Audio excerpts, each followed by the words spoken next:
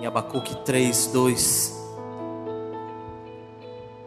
Abacuque 3, versículo 2, segundo, diz assim: tenho ouvido, ó Senhor, as tuas declarações e me sinto alarmado.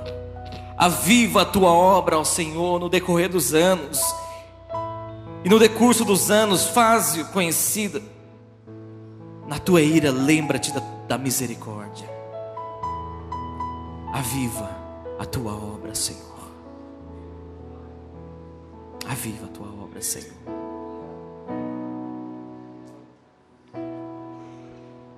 Muitas profecias têm apontado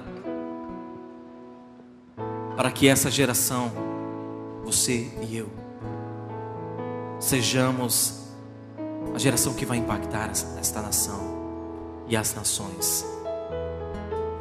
Não é um, não é dois, não são 3, 4, são dezenas, centenas de profecias. Qual garante que a vontade de Deus é fazer com que eu e você sejamos parte dessa geração que vai trazer o avivamento sobre essa nação? Em 1904, no país de Gales, Deus escolheu 6 jovens. 6 jovens. E o líder deles, aquele que encabeçou esses jovens, chamava Evan Roberts.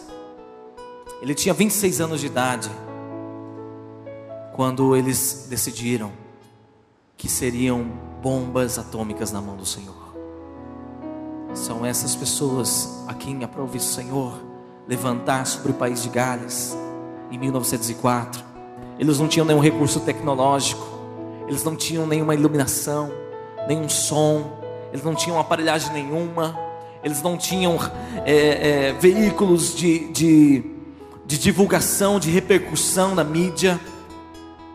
Mas uma coisa eles tinham: a promessa do avivamento sobre aquele país. A promessa de que sobre eles e através deles haveria de acontecer algo que marcaria aquele país.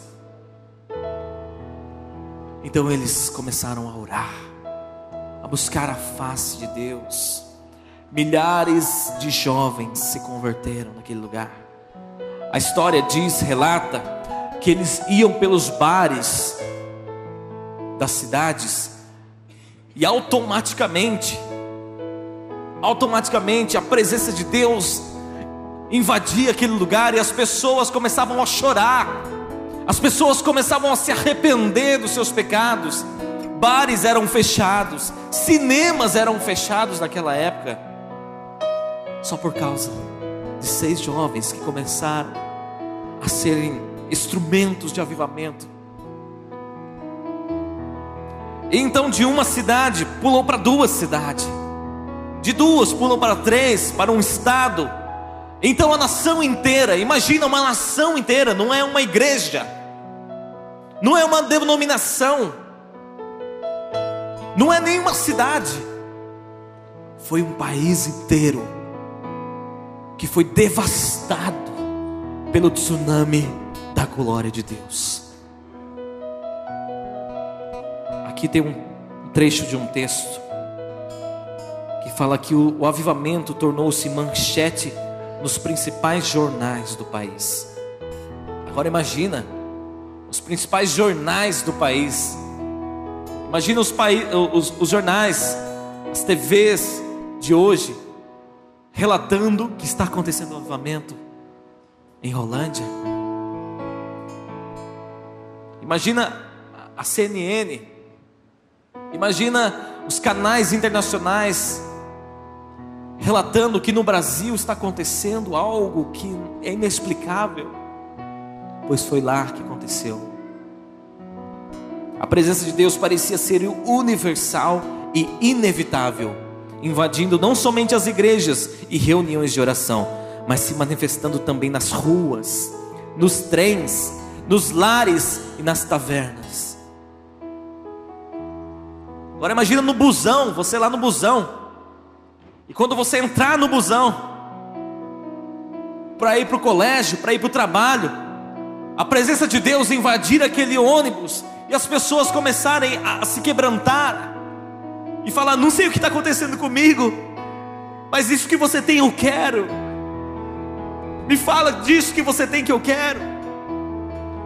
Agora imagina você indo para o shopping, para o cinema, e na fila do cinema, aquela fila enorme, e você chega, entra naquela fila, e de repente naquela fila começa a cair as pessoas,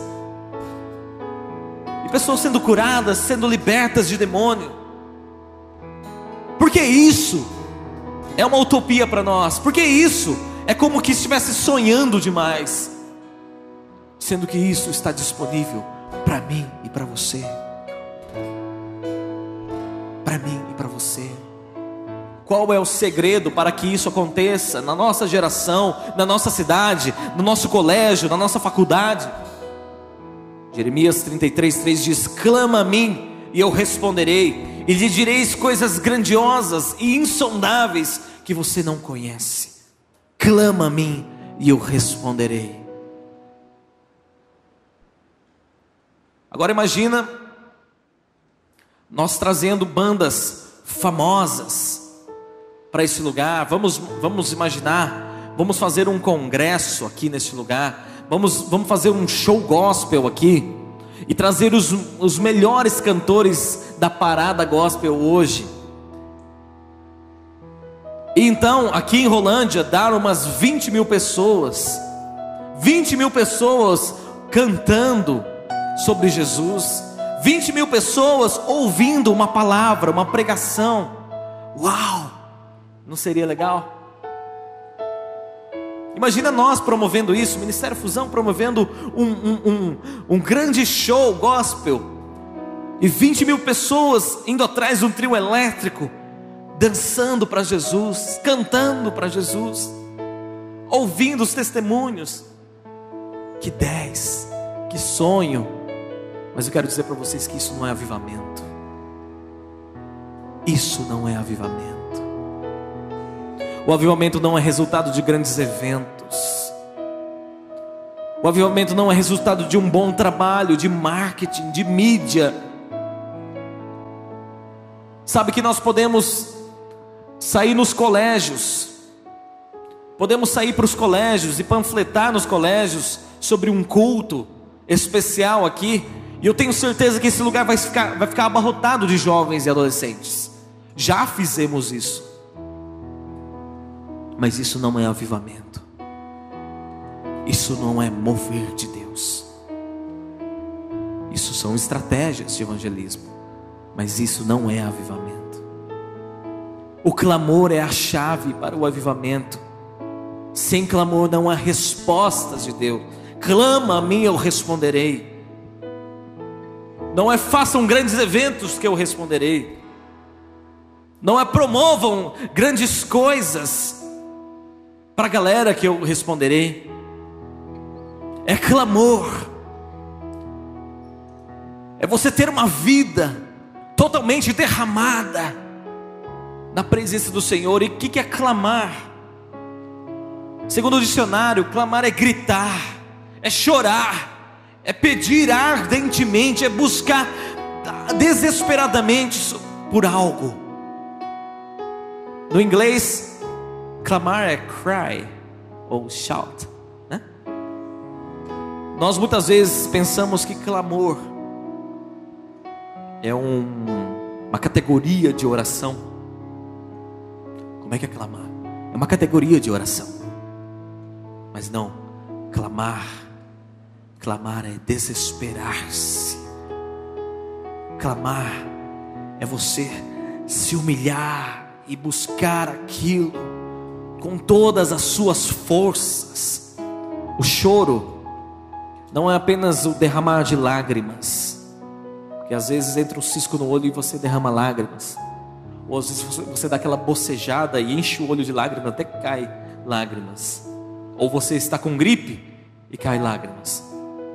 Não é toda vez que eu fico triste que eu choro, não é toda vez que você fica triste que você chora. É quando você chega a um extremo, a um limite emocional que você chora.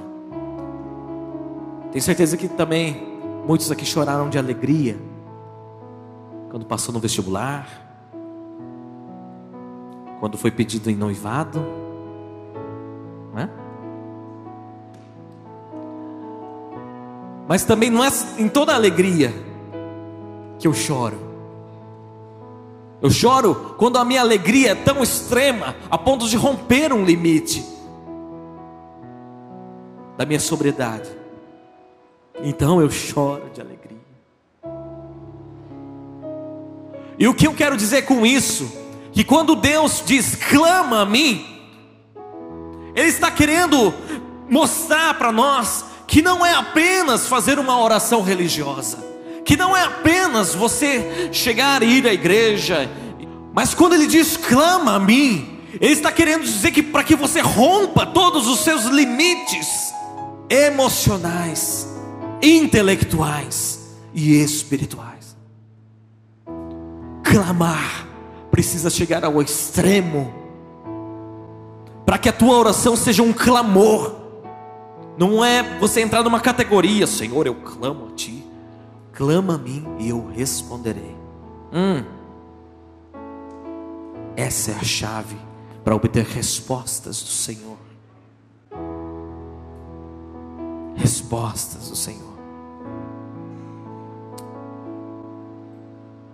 Hoje eu estava preparando essa ministração, e eu preparando a mensagem, orando, buscando do Senhor no escritório, e a Graça tentando fazer ele dormir.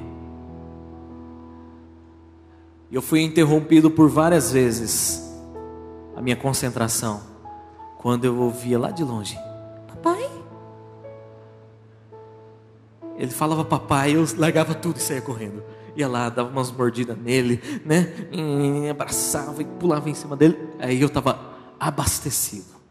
Aí então eu ia lá mais uma vez: papai, papai. Passavam-se uns 15 minutos e eu ouvia mais uma vez: papai. Mas eu largava tudo, abria a porta e saía correndo, pulava na cama e dava umas mordidas nele, mordia a orelha dele, mordia, né? Pulava em cima dele. Aí eu estava abastecido, voltava para lá. Isso foi várias vezes que eu fiz durante o dia todo. A dimensão do nosso entendimento acerca da paternidade de Deus começa a ampliar. E a forma com que nós pregamos sobre Deus Pai começa a mudar. A gente começa a entender um cisquinho daquilo que Deus é para nós, um Pai. E eu fico imaginando o coração do nosso Pai, quando ouve o nosso clamor.